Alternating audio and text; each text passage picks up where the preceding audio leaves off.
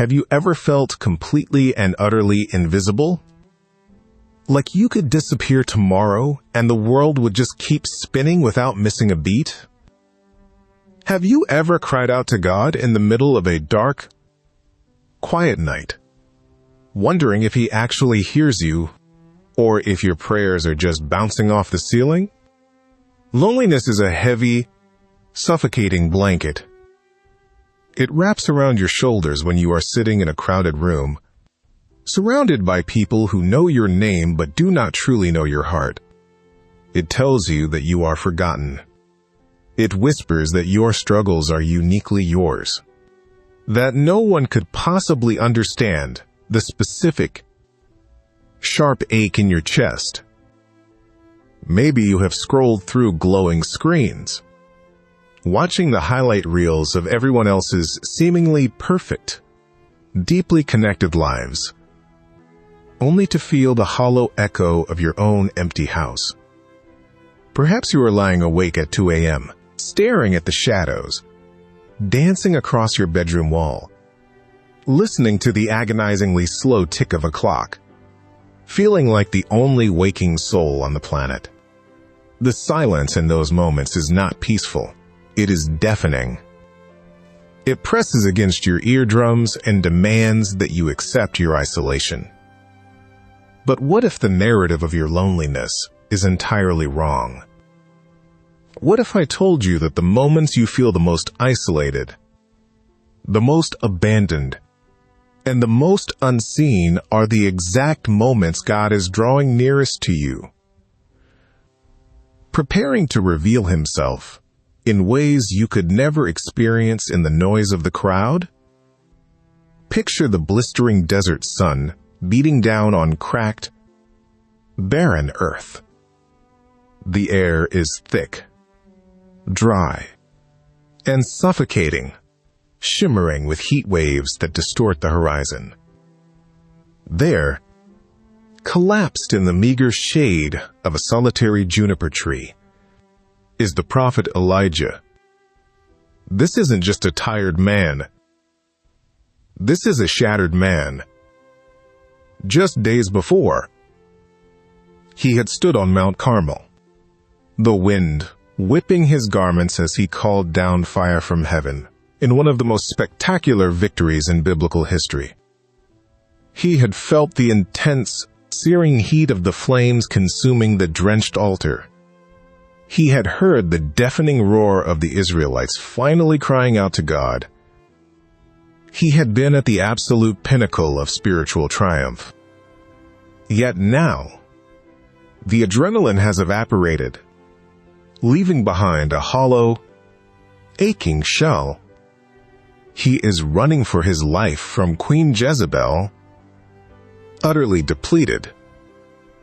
His lungs burn with the dust of the wilderness, and his muscles tremble with sheer exhaustion. He falls to the dirt, the coarse sand grinding against his skin, the weight of his calling, and the crushing isolation pressing the breath out of his lungs. He prays not for victory, but for an end. "It is enough," he whispers into the silence. "Take my life, Lord. I'm no better than my ancestors." He is entirely alone, surrounded by miles of empty wilderness, convinced that he is the only one left who still cares, the only one still fighting. Maybe you felt exactly what Elijah felt under that tree. Perhaps you're sitting in the shade of your own exhaustion right now, looking around at a life that feels desolate and completely drained of hope. You have fought the good fight. You have stood your ground. But the battle has left you depleted, and you are convinced you are fighting entirely alone. But look closely at how God responds to the broken, lonely prophet. The heavens do not split open with a thunderous rebuke. God does not scold Elijah for his lack of faith or demand that he get back on his feet. Instead, as Elijah falls into a heavy, grief-stricken sleep, an angel gently touches his shoulder. The smell of fresh bread baking on hot coals fills the arid desert air. A jar of cool, life-giving water is placed near his head. God meets Elijah's physical exhaustion first, tenderly feeding him, allowing him to rest. And then, God leads him to a cave on Mount Horeb. God does not speak in the shattering wind that tears the mountains apart, nor in the rumbling earthquake, nor in the blazing fire. God speaks in a gentle, quiet whisper, a still, small voice. In the profound depths of Elijah's isolation, God steps into the silence and speaks directly to his weary soul, reminding him that there are thousands of others who have not bowed the knee to Baal. He had never been alone.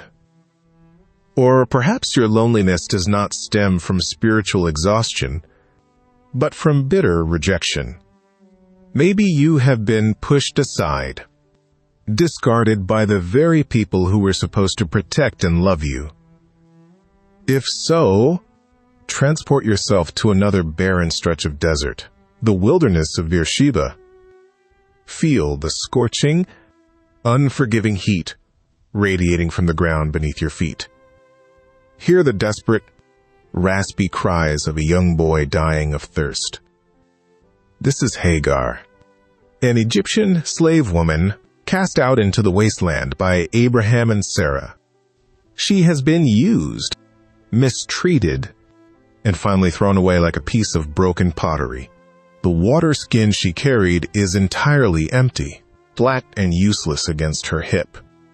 Her throat is parched, but her physical thirst is nothing compared to the agony of her breaking heart. Unable to bear the sight of her son taking his final, ragged breaths, she places him under the sparse shade of a desert shrub and walks away, about a bowshot's distance. She collapses into the dust and begins to sob, deep, heaving, guttural cries of absolute despair. Who is she? Just a foreign slave, a discarded servant, invisible to the world. No one is coming to look for her. No one cares if she perishes in the sand. Have you ever been where Hagar is? Have you ever felt the stinging, bitter tears of rejection burning your eyes? Have you ever been pushed out of a family, a friend group, or a workplace, left to navigate a wilderness of your own making, feeling entirely unseen and completely unvalued? But listen to the narrative of the wilderness.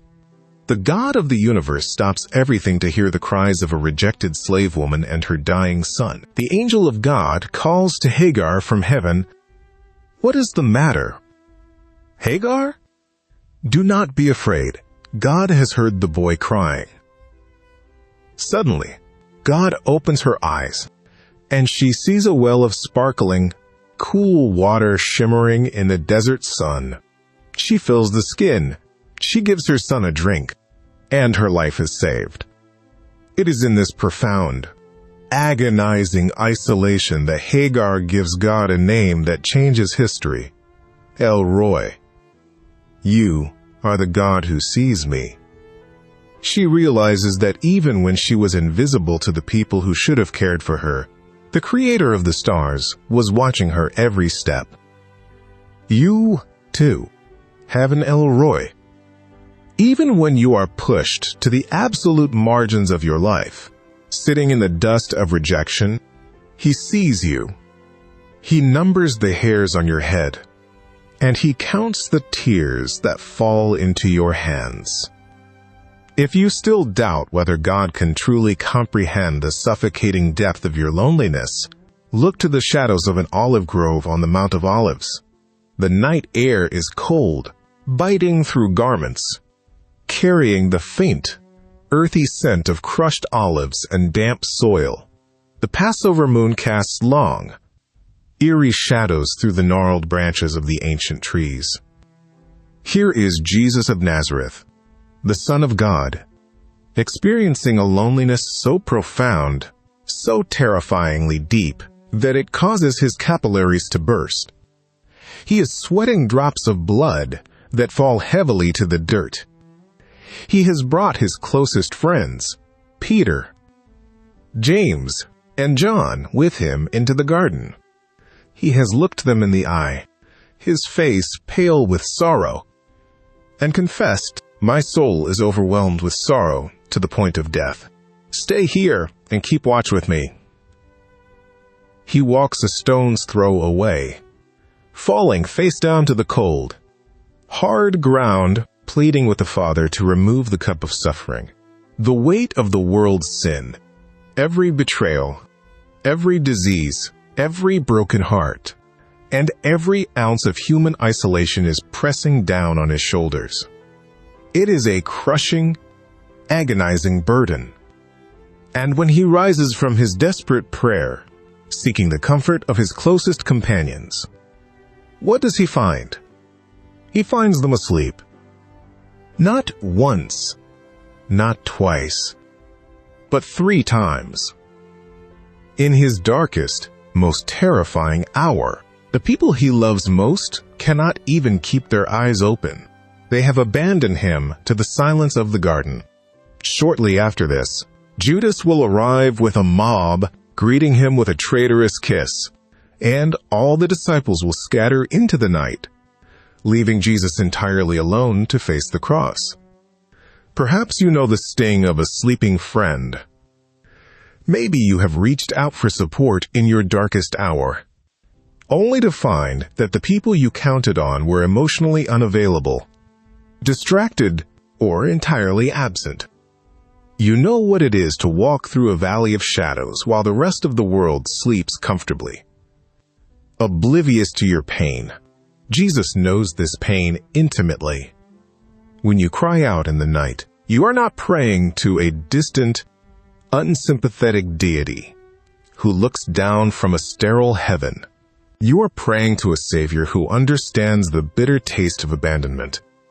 He faced the ultimate forsakenness on the cross, crying out, my God, why have you forsaken me?" Specifically so that you would never, ever have to be truly forsaken. Your loneliness is not a punishment. It is not an indicator of your worth. It is not a sign that God has turned his back on you. Often, it is a holy clearing.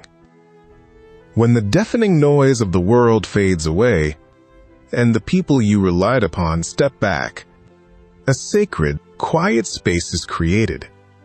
It is in the barren wilderness that Elijah hears the whisper. It is in the blinding desert that Hagar sees the well. It is in the desolate garden that Christ prepares to defeat death itself. If you are collapsed under the juniper tree today, feeling the heavy, suffocating blanket of isolation, do not give up. Do not mistake the silence of the wilderness for the absence of God. Breathe in, feel the rhythm of your own heartbeat, and know that the God who placed it there is sitting with you in the dust. He is baking the bread. He is opening your eyes to the water. He is whispering into the wind. You are deeply loved. You are fiercely pursued. And you are, without a shadow of a doubt, seen. You are never truly alone.